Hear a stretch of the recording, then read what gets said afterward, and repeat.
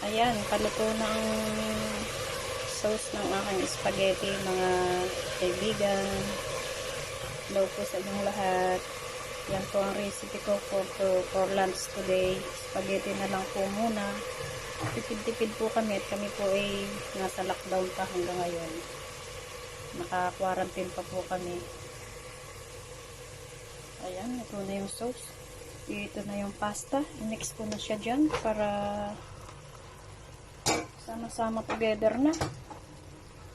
Ayan po ang aking recipe. Spaghetti pasta. Lutong Macau. Ang lutong Macau ni Elang Chimay. Sarap po yan. Nagluto na po ako ng isang gabi, kaya pinaulit nila, nagustuhan po nila ang aking luto. Nagustuhan ng aking mga amo. Ayan. Haluin na lang po natin para lumahok yung mga sauce, yung mga ingredients niya.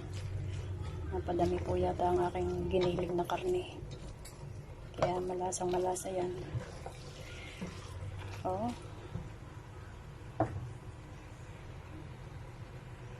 Ayan po. Wait lang natin maka 1 minute pa para lumasa yung sauce dun sa pasta. Ayan. Mix na po yung sauce niya. Yummy, yummy. Lutong Macau. Oops, mainit.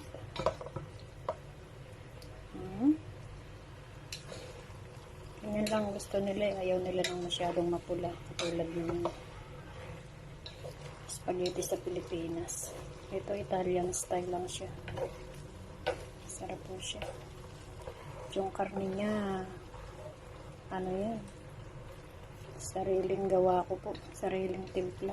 Hindi po yan yung nabibili. Kaya, yan, paluto na. Medyo laksan-laksan natin ng konti ang apoy para medyo madry siya. Na madry ng sauce niya. Ayaw nila ng basang-basa. Ayan, mga kaibigan. So, okay na yan. Tikman na po natin ang aking spaghetti Chinese style.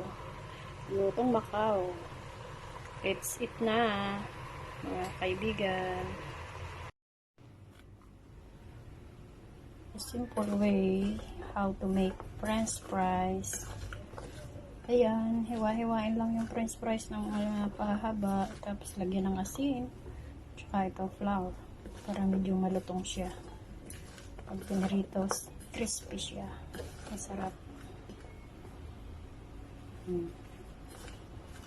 Yan ang aking simple recipe, Lutong Macau. Isip-isip lang. Makatipid ang amo. Still kami naka-quarantine. Siyempre ko kaming tipid. Ano yung batong maitim na to? May maitim siya. Tanggalin na lang. Yan. Ganyan lang po siya. Tapos i-fried na.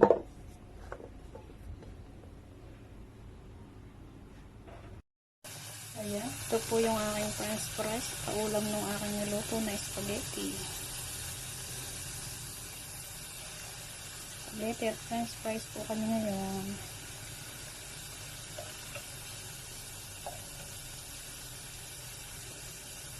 Sariling gawa ko din po yan.